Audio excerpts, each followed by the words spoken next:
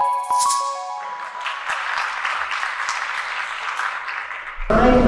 Kevin Walker. I work primarily with SaaS-based leadership teams on dealing with hypergrowth. And I had the great opportunity to meet with Cam a month or so ago when I interviewed him on his leadership and leadership strategy. And just as a fan of the company now, I'm a fan of Cam, so I'm really happy to be here. So Cam, for those of you who don't know him, is the CRO of Atlassian. That's not helpful.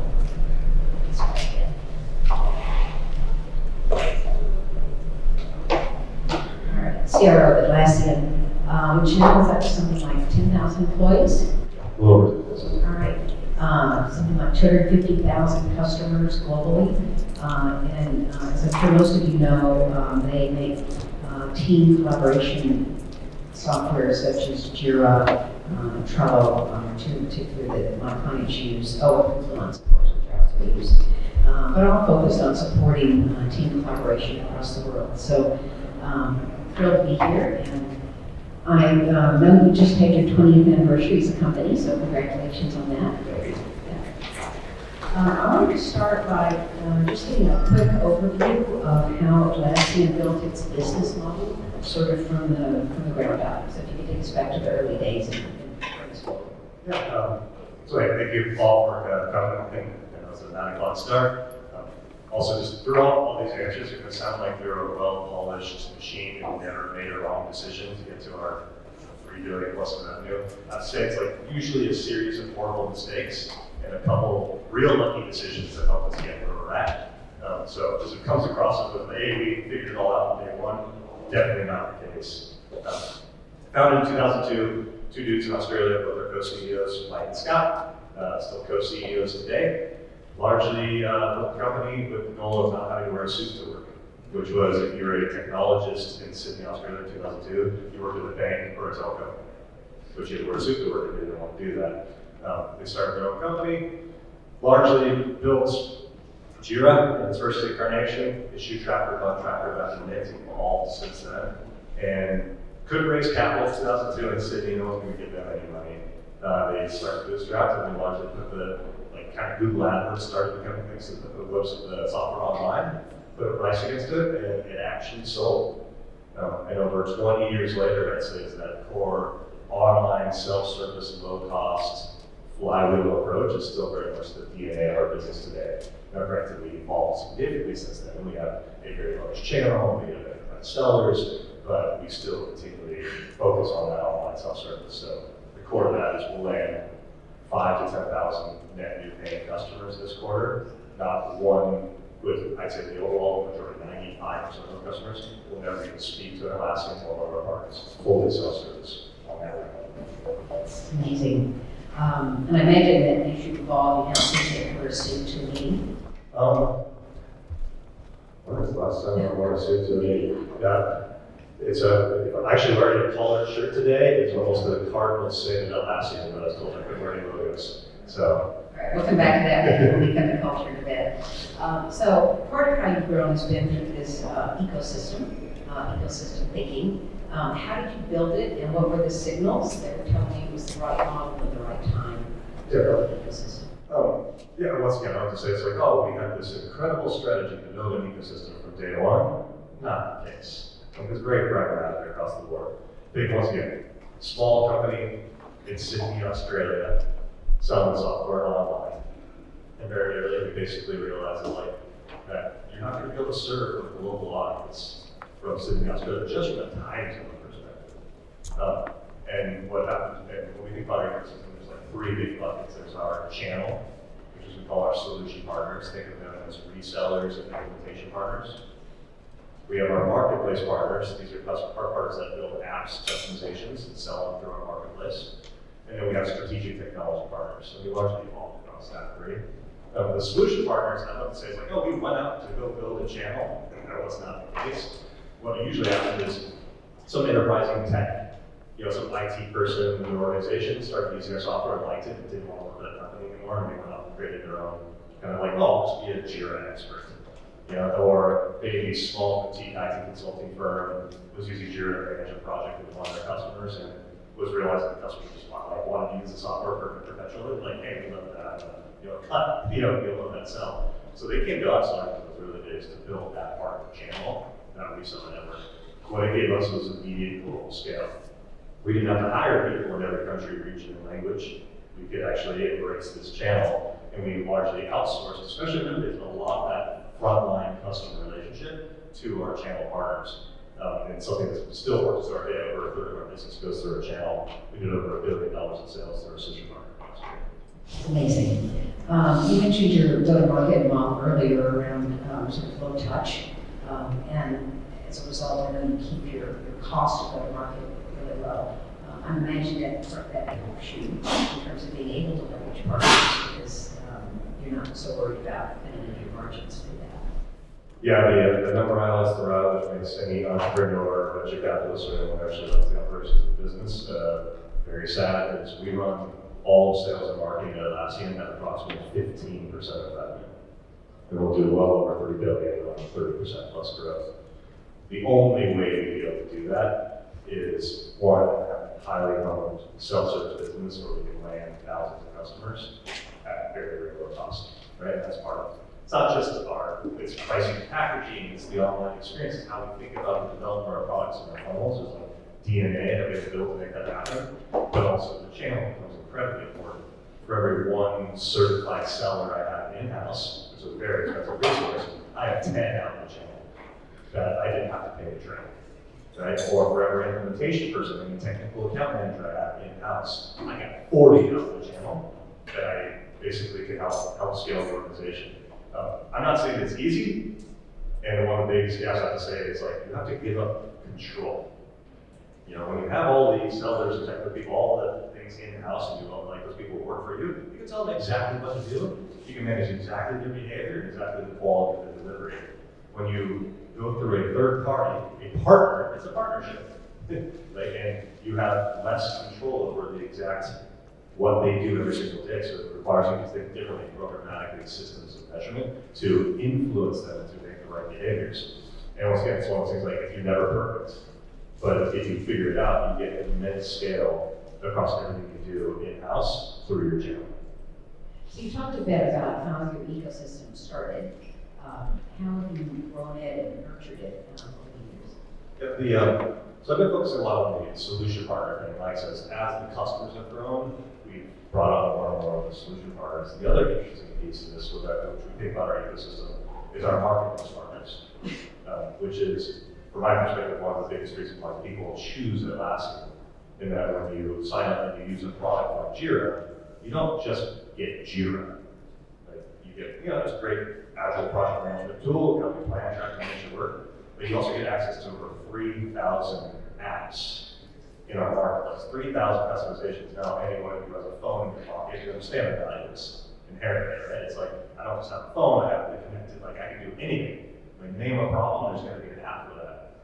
By investing in our ecosystem through this app network, this app marketplace, the simple answer is there's not a feature that a customer can think of that probably wasn't already built, right? And we didn't have to build it. And we go through our ecosystem a lot about it. So when we invest in Atlassian, we don't have to worry about feature checklists and competitive bake-offs. The reality is you're getting a platform capability that has the core 80% functionality you need, and any little bespoke capability that you require as a customer in financial services in Canada, and we need a specific set of workflow for compliance, there's probably an app for that. And that helps us for just make the decision making for anyone who invests in Atlassian much simpler. I'd also like to talk a bit about the platform. So I know that you invested in building a platform and architecture to support your multi-year product strategy a few years ago.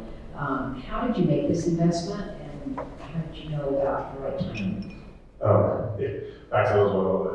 It sounds very smooth now. It's like, yes, we have a world-class cloud platform that supports the largest companies in the world. Oh man, what a tough exercise to go do. So you got Atlassian, started 2002, multi-product. We built, multiple products largely on premises, so individual code bases, no shared code, and they operated almost like separate companies. Like you jump from one product to the next, you plenty of feedback from customers, like, oh, this is good. It looks like you built this completely independently from each other. Well, we did. There's different development teams. As we transitioned to the cloud, 08, 09 time frame, we largely took the same thing that was on-prem and we shipped those bits to the cloud and started building a great business.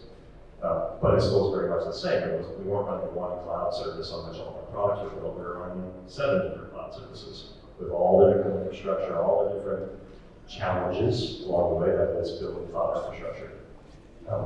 So we realized that, okay, we're a big cloud first, world-class cloud company, and we want our customers to own multiple products from us.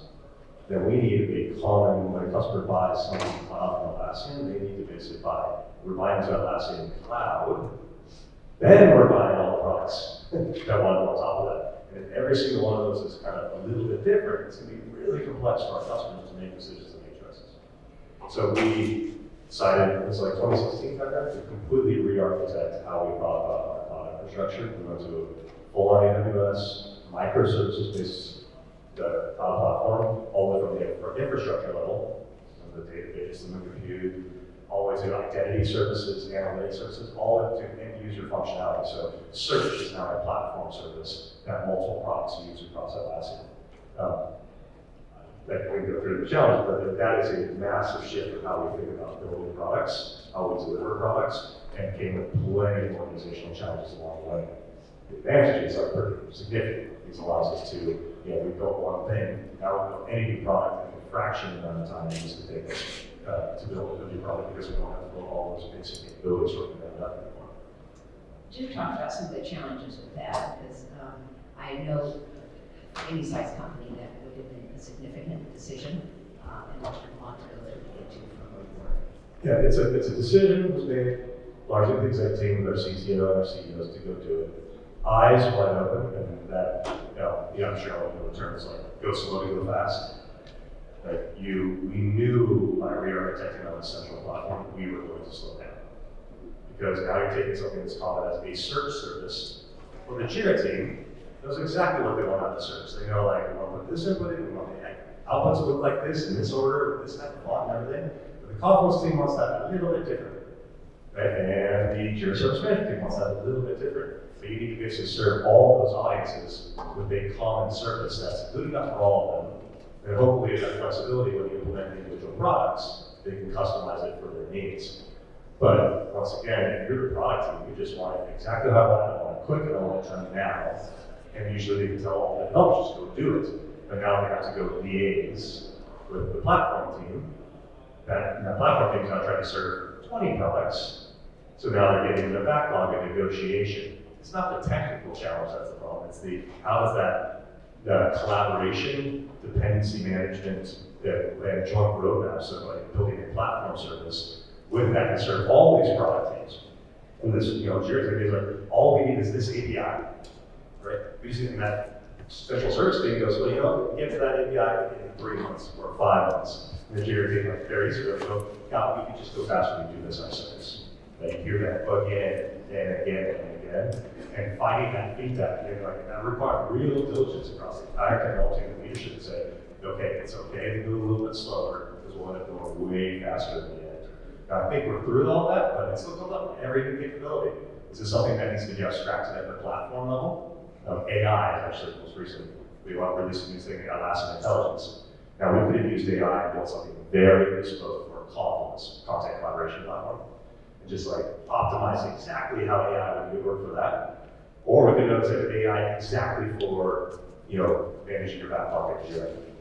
But we decided instead of actually much more powerful capability is take AI at a platform level.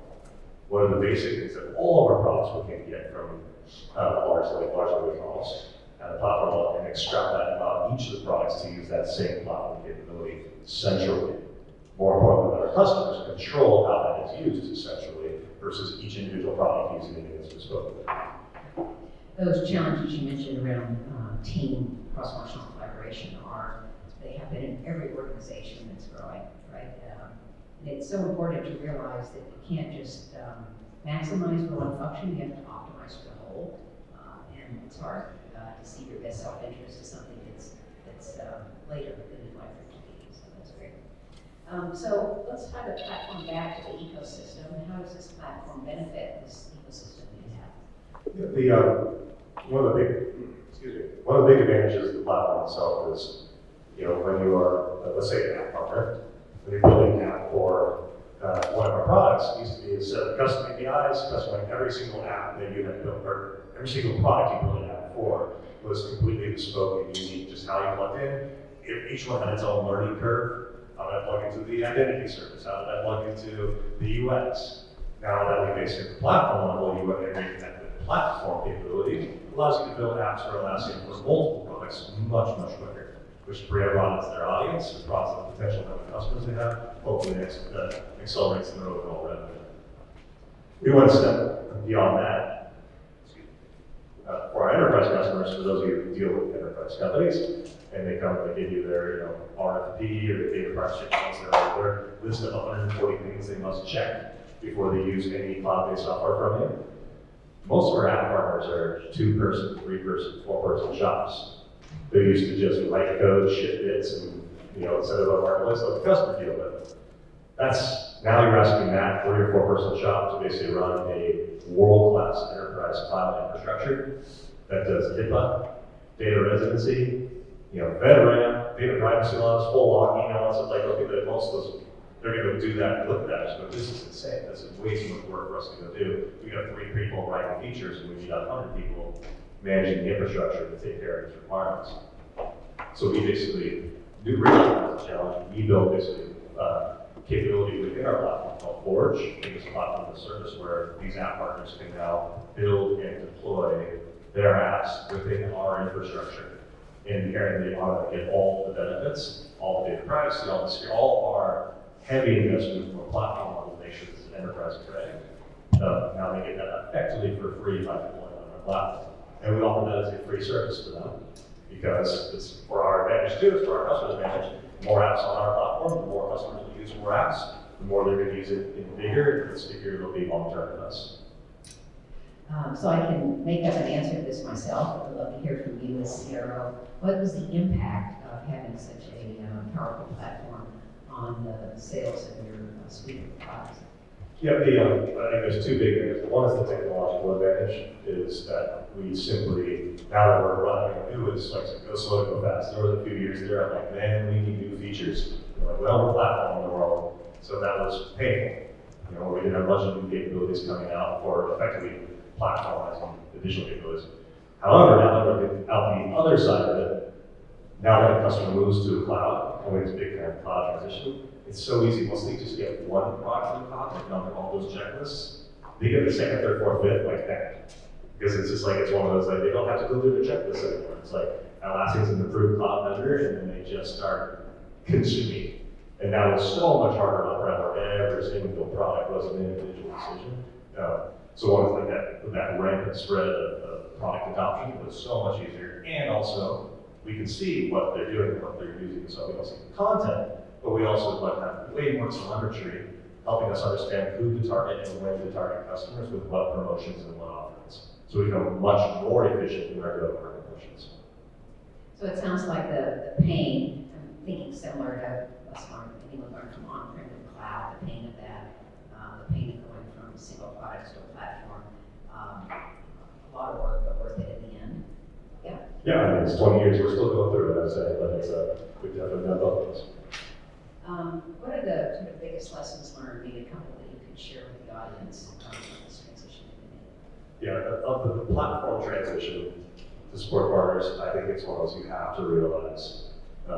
It's almost like a democracy. It's like, you're doing well when everyone's pissed off. Because the reality is, the platform team is always going to be wanting to build this perfect capability exactly how they do. That can be abstracted out enough, but they're never going to support all their audiences perfectly. They're never going to build this platform capability where it's like, oh, every single product that's going to consume this is going to be perfectly happy with it. So they're always going to have this endless backlog of requirements and customizations, and they're always making this turn out equally for the product teams. The individual product teams, they're going to want to move faster. They're always going to you're going to continually hear, we could just do this ourselves way faster than we should. And it's one of those, and you have to make decisions along the way of when do we do that, right? And it's not a black or white decision, it's a slider. And be very clear on those sliders of when you force platform adoption and when you don't, and when you allow products to run independently of one another. Equally so for our platform vendors. You have to expose that, to our marketplace vendors and so on. How do we abstract those platform services for third parties? And once again, how powerful are we going to make this for them? How much work are we going to do for them? And how much work do they have to do for themselves? And what is the business model that supports that? So like I said, there's no right or wrong way. It's a series of sliders. Identify those sliders, and once you make that position, hold to it. And use, if you basically allow you to basically make quick decisions month by month that allow that slider to shift left and right and center, the entire thing's going to fall down. We are going to have time for Q&A at the end, so if you have questions about the ecosystem, the platform, please jot those down or somehow remember them. We'll come back to them. But we've talked about both the business and the technology now, and I want to turn us to talking about how Atlassian thinks about building culture and practices to really help it unleash the potential of this organization. So I know you're a values-based company, and you quote, walk the walk of your values. How do you put them into practice, and how do they shape your day-to-day teamwork? So I've been with the company for 11 years. I've been in enterprise software for 20 plus. And it's one thing to say, hey, we have values as a company. And when I came to Atlassian, they said that a lot. I'm like, that's kind of skeptical, because I've been for companies that did values, and the CEO sure as heck wouldn't be able to recite that. Right? They were written down on an HR onboarding pamphlet and quickly forgotten. They don't often come up in the pipeline review. No, that's why, get your number. But I'd say Atlassian is very much front and center in everything they do. Our 5 values come from the company about bullshit, be the change to speak, don't have the customer, build a partner balance, play as a team. They're almost what the company, how we work is built on those values. Now, culturally, we've changed. I started, we were 500 employees, now we're 10,000, 1,000 worldwide.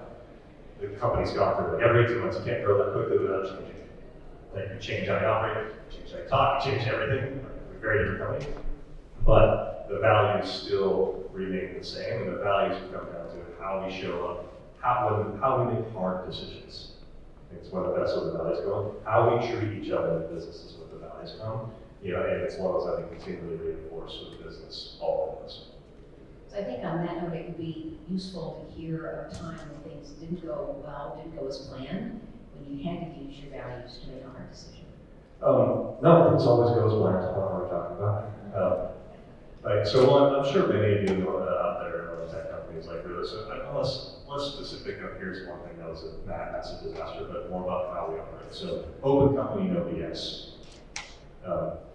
Which is, so we have Confluence, which is a content and collaboration platform. From Atlassian has blogging capability. We use Confluence, we run our business on Confluence. And we use blogging. Any individual can blog and share a little company, what they think about anything at any time. We also use it as for the exec team to communicate, policies and corporate policies, people policies, all those things that make large corporations like ourselves run. And as you can imagine, not every corporate policy that gets blogged out is well liked. Like I'm sure you love all yours. But it's like you need these things. But if you have 11,000 people, like if 1% of those people don't agree with you, they're gonna want to share that disagreement with someone. And we made a choice. You could have a choice of, well, don't let those people speak. And don't let them, just like that. We're not going to give them a forum. Policy is the policy, off the go. We take a different view of it. We have open comments on everything we do, which is really, really challenging. That says, like, is now someone, we spent a lot of 6 months putting down some policy, vacation time, whatever it is. And every single person in the company can come in and espouse their personal opinions upon that particular policy, how it affects them personally. And then we hire some smart people, so they're like linking off the Harvard Business Review case studies on why this is the wrong decision, right? It's one of those now in general, most of it's very, very productive. It's very good productive feedback, and we love getting it. It's one of those sometimes it's negative. You have to kind of take that balance. Once again, this open company piece is, we said well, listen, just because we don't get a view, a place to voice that opinion here, it's not like they're just going to bottle up inside. They're going to go to Blind. They're going to go to private Slack channels. They're going to have conversations elsewhere. And if they're having those conversations in places where we can't see it, we can't be aware and address it. So in general, like I say, it is very, very challenging. It's harder. It's harder to hear that feedback directly face to face, but also in the end, it allows us to be even better at our communications going forward. So it's a big part of how we start today. That's great. And it's hard. It's hard to take all that in and the other things you need to be doing that seem like they'd be bigger impact. But it's so important to the culture. Just in our remaining few minutes, I want to talk a little bit about teamwork specifically. So I was on the ground, as you know, at Team 23, your customer conference, a few weeks ago. I had a chance to speak with Don Price, whose title is the Modern Worker Coach. But he has sort of a love fest around practices for high-performing teams. And I know that you're sharing those practices that you've noticed and codified to help people work better together. Can you talk more about those practices and how you built them? Yeah, of course. Don used to be our work futurist. So I got to do some work, Don. Let's look at the future. We are a team worker. Like that's what we basically do. We help teams work better together, and we build a lot of great technology to help tech companies do that. We quickly realized that throwing features and capabilities and a beautiful user experience at a problem as complex as teamwork was the wrong approach. So we went around, we built this modern work team, in combination with our research and insights team, and we do a ton of one-to-one research, one-to-many surveys. We spend a ton of time trying to understand like what makes great teams work well, what are new ways of working, especially in this kind of hybrid and remote environment. So I use a great example of like, how do you make a decision in your business today? Big decision. We want to double price it. How is that decision actually made? And I've asked each and every single one of you, I'm sure you have some maybe very, very structured process, because we're 20 years ago, pricing council and all that stuff, or maybe it's very, very ad hoc. I tell you, most decisions in the process of making a decision is exceedingly ad hoc across most businesses. And we find actually we have a teamwork practice called the DC, decision driver, river, contributors, and forum, where any decision has a very lightweight process that any team can put together to make sure that all the right information, that one, you know who actually makes the decision, who is actually contributing to the information to make that decision, and who actually reviewed all the information that went in there. So that when you finally come to me with a decision to make, Cameron, I'm not just basing it off of one conversation, I have something to show, okay, we actually have all the information required here. That's just one of our many, many plays we have to basically help all what you think is very basic things around teamwork, all come and help with our team practice. We put a playbook on our website. You can download, anyone can use them for free. We just built them as templates and they're reinforced with our products and people standardize on our products. Thanks. And if anyone wants more information about that decision-making framework, scan the QR code. Just as we close up here, Cam, any big takeaways, things you want to underscore for the audience here?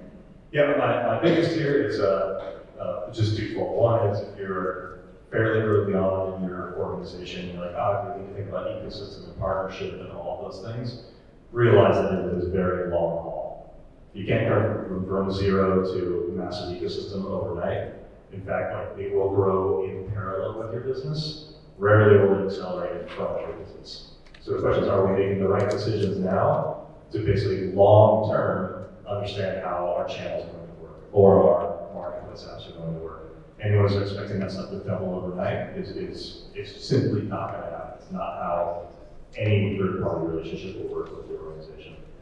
The second is, if you have any, you just look to your team to help out a bunch of leaders here, and I guarantee if you have like goals in your brain, also it's like with my team, it's just, hey, I have a set of objectives, I know what success means, I know how we need to go do it, and it's up in my brain, I've been saying it over and over and over again with my team, I'm pretty sure they got it. I guarantee you 90% of the time they don't have it.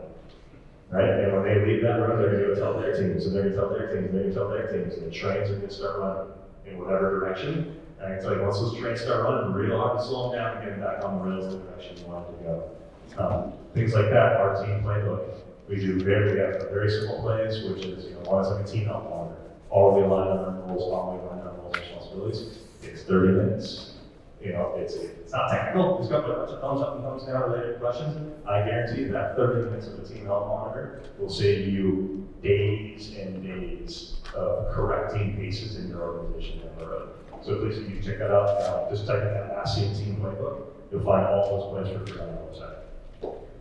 Yeah, alignment when you're in hypergrowth, when you're moving and growing really fast, it's the hardest thing.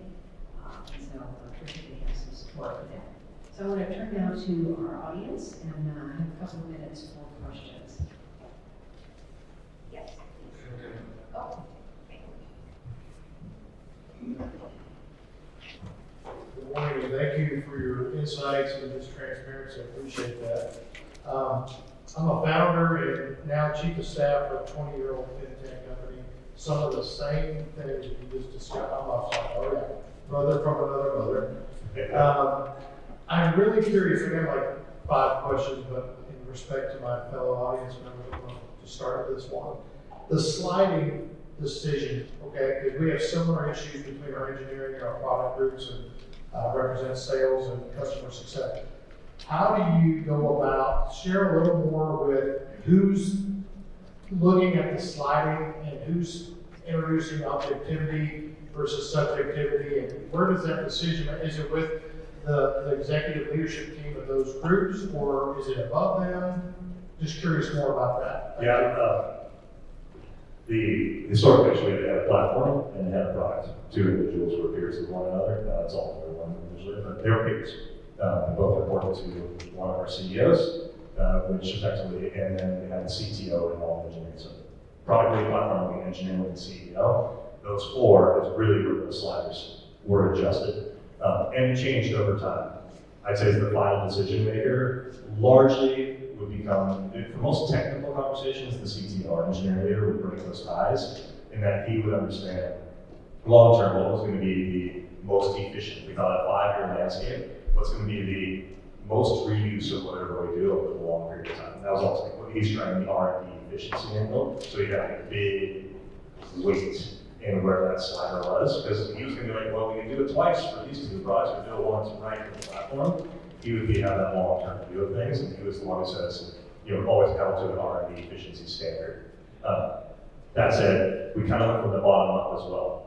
The more bottom from the infrastructure layer, the more common it had to be, the more platform it had to be. And as you go up into the UX, we would basically, that slider would start to go further left, because eventually every application has to have some bespoke functionality. So that's the further up the stack you go into your product experience, the more those sliders start going up. That's largely how we did it. Still to this date, a debate. I would say there's no one right way to do it. Thank you. You're welcome. Someone else? We have time for one more question. As a fairly established company in your role, how do you kind of phase sales and marketing together and fluidity with those? At what stages do you lean into certain channels and kind of push marketing to say, hey, I need a bigger push for this one here, I need a bigger push for this product launch? Well, one advantage being CRO of Atlassian is I have sales, marketing, customer success, and support.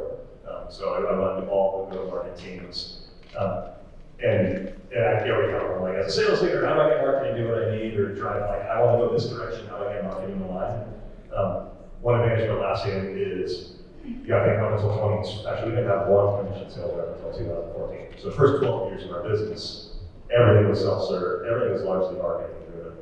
So we had very much the other way, where we layered sales on top of a marketing flywheel business and a channel to much familiarity along the way, and tell me stories.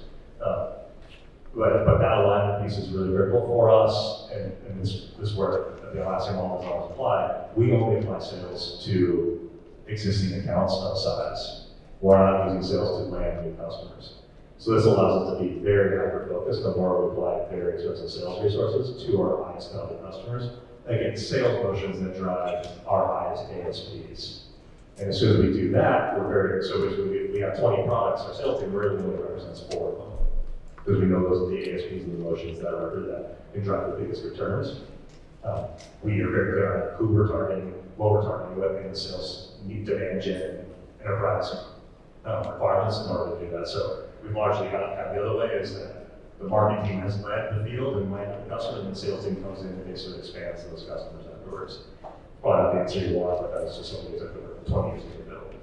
almost sounds like an alternate universe where marketing is leading with the sales led rather than the reverse. Very much so. So sadly, we're going to have to close because we've actually gone over a little bit. Thank you all for your engagement. Thank you so much, Ken, for a great conversation. Thank you.